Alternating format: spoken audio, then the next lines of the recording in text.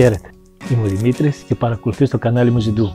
Αυτή τη φορά θα ασχοληθούμε με την καλλιέργεια της γλυκοπατάτας. Μια γλυκοπατάτα η οποία είναι μεγάλη πηγή θετικών ινών, βιταμινών και μετάλλων. Είναι πολύ εύκολη στην καλλιέργειά της, λίγο υπομονή θέλει και δείτε τώρα μόλις σας πώς γίνεται.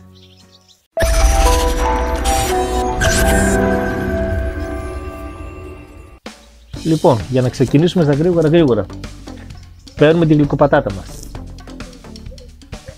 Καρφώνουμε ένα ξυλάκι έτσι λίγο λοξά. Δεύτερο, και τρίτο. Πριν το κάνετε όμως αυτό, ξέχασα να σας πω, πρέπει να την πλύνετε καλά, να είναι καθαρή η πατάτα σας. Από εκεί και μετά την παίρνουμε και τη βάζουμε μέσα στο μπουκάλι. Ορίστε, είναι έτοιμο. Τι πρέπει να προσέξετε? Όσο την έχετε εδώ μέσα, ειδικά στην αρχή, τον πρώτο καιρό, μπορεί να βγάλει από κάτω κάτι, μια επιφάνεια σαν μούχλα, κάτι σαν επιπλέει, σαν ένα υλικό από μέδουσα. Θα την βγάλετε αμέσως, θα την πλύνετε καλά, θα την τρίψετε, να φύγει αυτή η γλίτσα που πιάνει στην ουσία και μετά την ξαναβάλετε στο νερό. Αν αφήσετε τη γλίτσα να πλωθεί, δεν θα φυτρώσει τίποτα. Λοιπόν, έτσι ακριβώς το κάνουμε. Την αφήνουμε και περιμένουμε. Όχι σε φωτεινό μέρος, όχι σε μέρος που το χτυπάει απευθείας ο ήλιος. Την έχουμε στο σπίτι και την παρακολουθούμε σε φωτεινό μέρος.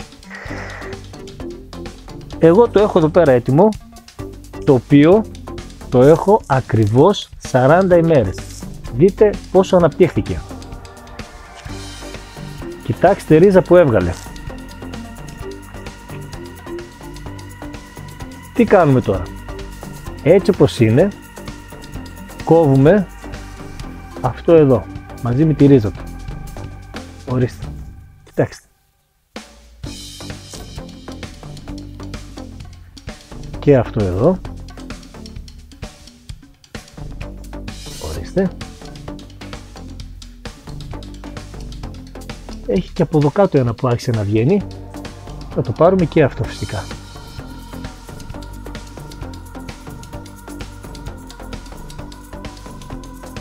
Θα μπορούσε να βγάλει και παραπάνω. Δεν έβγαλε. Μας έβγαλε 3. Είναι αρκετά και θα το δείτε γιατί. Τι κάνουμε τώρα? Παίρνουμε αυτά εδώ τα κομμάτια και ελάτε να δείτε στη συνέχεια. Σε αυτό το σημείο θα κάνω μια μικρή διακοπή στο βίντεο. Πρέπει να σας ενημερώσω ότι όπως σας έδειξα πριν ότι τα βλαστάρια βγήκαν μέσα στο νερό και είχαν κατευθείαν ρίζες, τις περισσότερες φορές η αλήθεια είναι ότι τα βλαστάρια βγαίνουν στην κορυφή, πάνω από το νερό και δεν έχουν ρίζες. Τι κάνουμε σε αυτή την περίπτωση? Τώρα θα σας δείξω. Λοιπόν, κοιτάξτε, η διαδικασία είναι πολύ απλή. Συνήθως οι γλυκοπατάτες βγάζουν τα καινούργια βλαστάρια από πάνω, όχι από κάτω μαζί με τη ρίζα. Γίνεται και αυτό, αλλά όχι τόσο συχνά. Τι κάνουμε όταν βγαίνουν από πάνω και δεν έχουμε ρίζα? Πολύ απλά.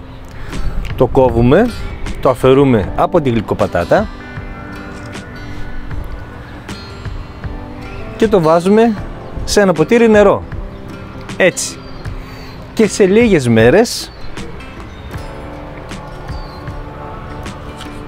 γίνεται αυτό το θαύμα.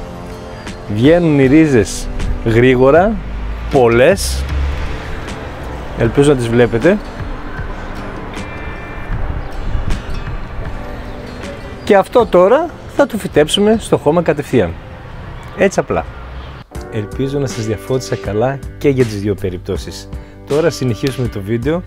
Είναι η στιγμή που θα τις φυτέψουμε μέσα στο σακί. Λοιπόν, έχω γεμίσει ένα τσουβάλι με χώμα και εδώ μέσα θα φυτέψουμε τις 3 ρίζες που έχουμε βγάλει. Πολύ απλά θα τις αφήσω λίγο κάτω τώρα. Θα κάνουμε ένα σταθμό στην ουσία και εδώ Και εδώ. Και εδώ.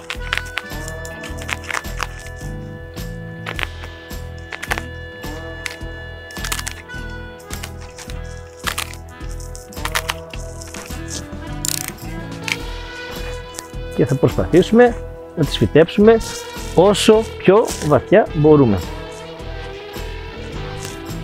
Ωραία. Παίρνουμε την πρώτη λίδα.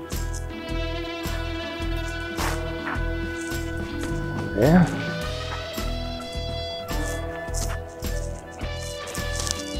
Βάλουμε και τη δεύτερη.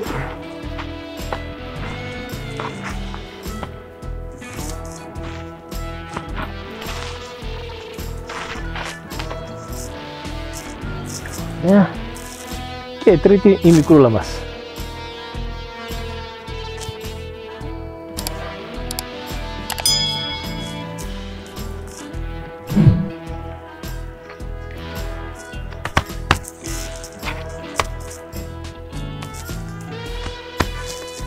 Είμαστε έτοιμοι.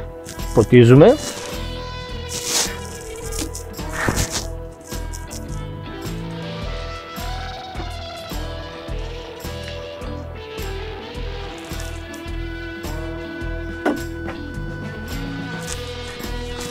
Και περιμένουμε το αποτέλεσμα. Να δούμε σιγά σιγά την ανάπτυξή της και στο τέλος τι θησαυρό θα μας κρύβει μέσα.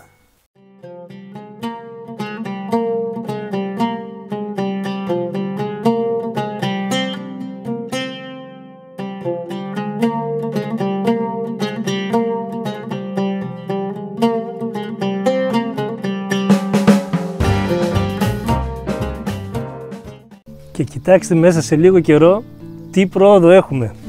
Δείτε πώς αναπτυχθήκανε. Θα τα αφήσουμε κι άλλο και όταν αρχίζουν να ξεραίνονται, τότε θα αρχίσουμε να βγάζουμε και τις γλυκοπατάτες. Ας δούμε τη συνέχεια. Και πέρασαν 5 μήνες ακριβώς από την τελευταία φορά που σας το έδειξα. Έχει αναπτυχθεί, έχει ξεραθεί, είμαστε έτοιμοι να ελέγξουμε μέσα το τσουβάλι τι παραγωγή θα έχουμε. Ας αφαιρέσουμε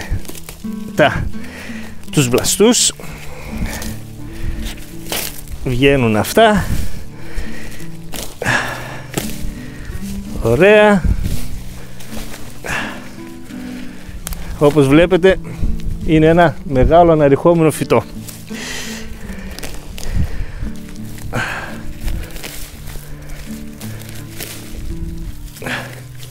Και ας ανοίξω και το τσουβάλι τώρα.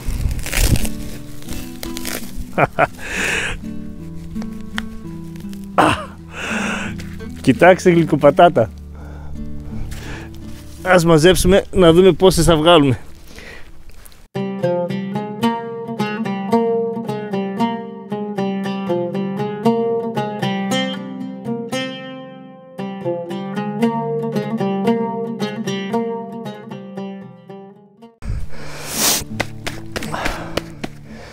Νομίζω τελείωσα.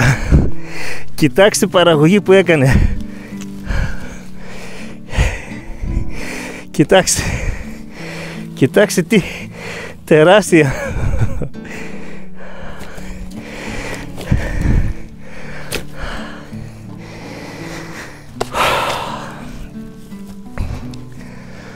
Αυτό ήτανε.